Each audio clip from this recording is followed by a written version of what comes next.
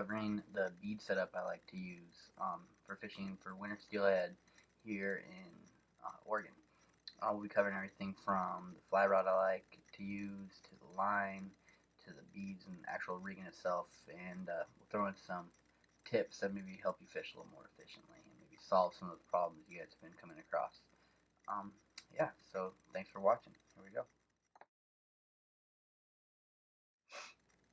Alright, so the first thing we're going to go over is the rod and reel I like to use for this.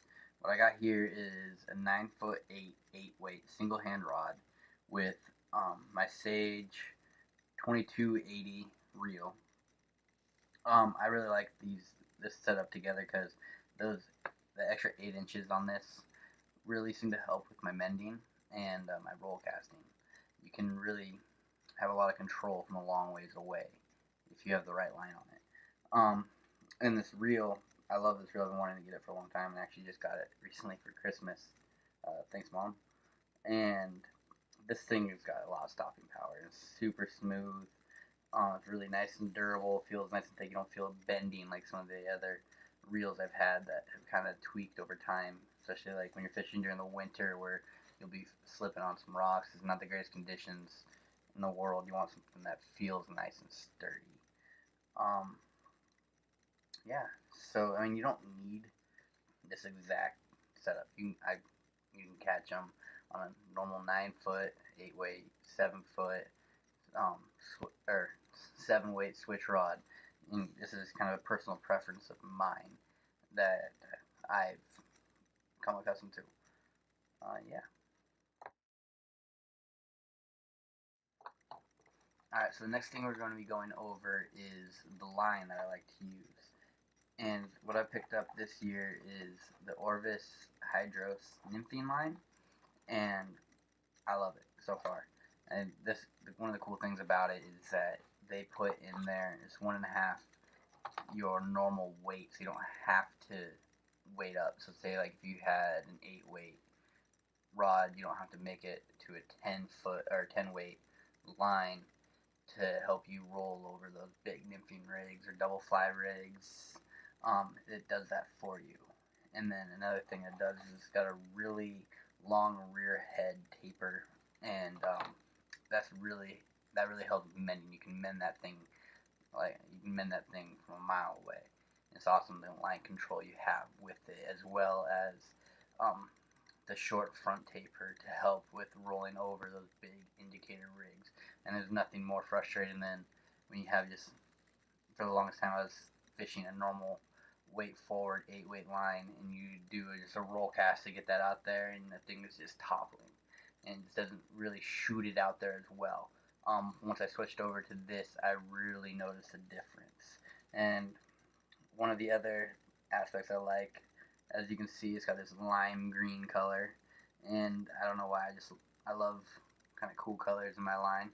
It just makes me feel good with fishing it. It looks good.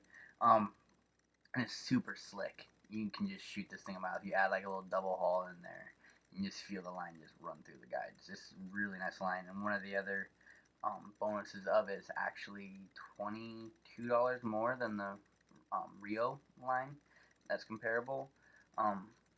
Rio came out with has a couple of lines out there.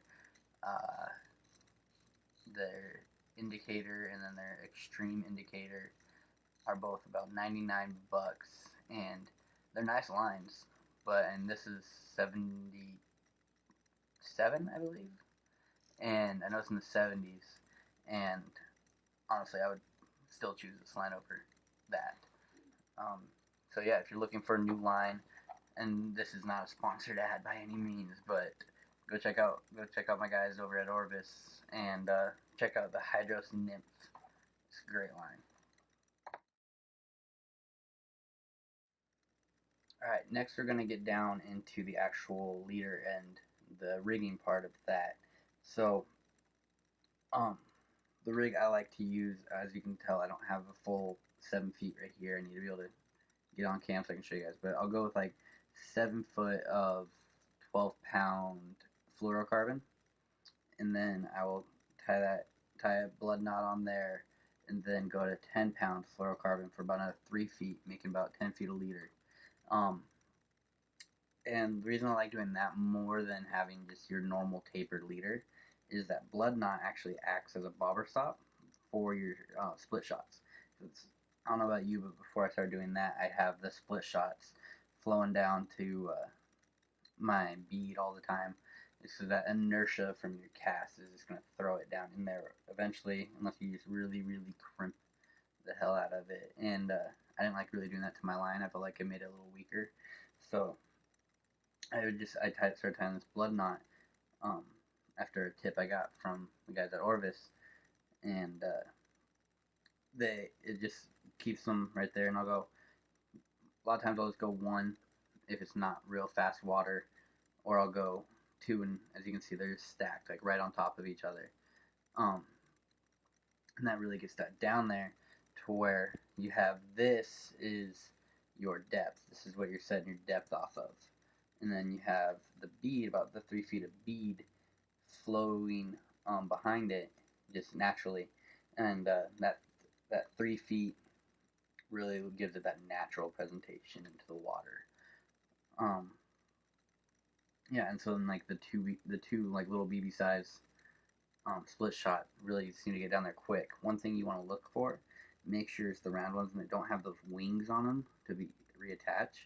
I know it's kind of convenient that you can take them on and off when you need, but one thing you can run into um, is those little wings getting snagged on your line, and that's really frustrating. So then we get down here to the bead.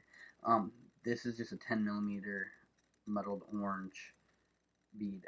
I like to go anywhere from 10 to 12 to 14 if I'm feeling real frisky. um, but a lot of times, so say if it's just kind of like low clear water, I'll hit with about 10 millimeter beads. A lot of times, average water I like kind of 10 to 12. Um, and then for a while I was trying the heavy beads, and they're good, but I didn't like how they flowed in the water real well. They're really heavy and they kind of just trudge around the bottom.